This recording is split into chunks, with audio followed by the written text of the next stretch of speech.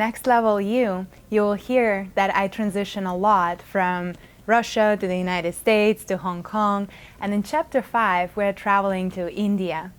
In my life, I have traveled to 55 plus countries, and in this book, I was incorporating my travels and how they were changing me and how I was getting deeper into mindfulness and meditation. And India is one of the countries where I went full speed and full depth.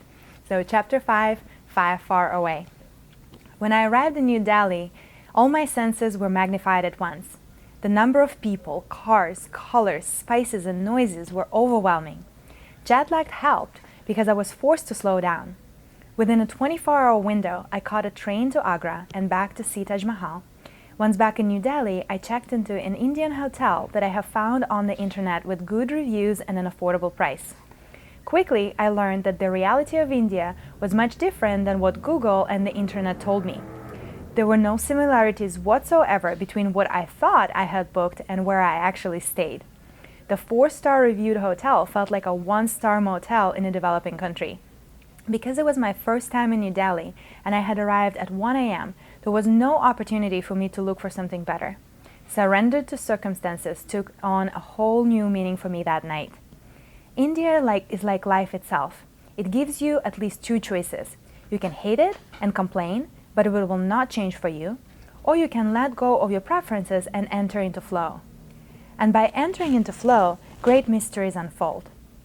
The shady hotel ended up providing me with the best meal and customer service I have experienced in a long time. A 5-hour stopover passed seamlessly.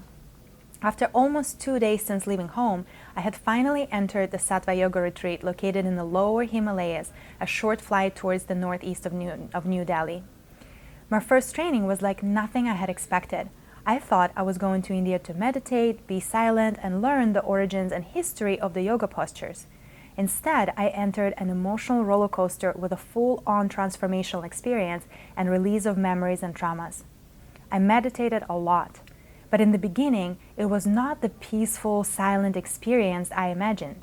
My mind was loud, my body was restless, and my ego struggled with all the self-awareness that came with the practice.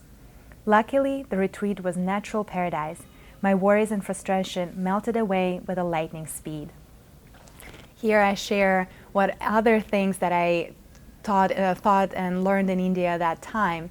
And it's a fascinating story of how we have different views and how a different place and practices can put a lot of things into perspective. On to the Chapter 6, and we'll be uncovering more of the stories, wisdom, and possibilities with Next Level You.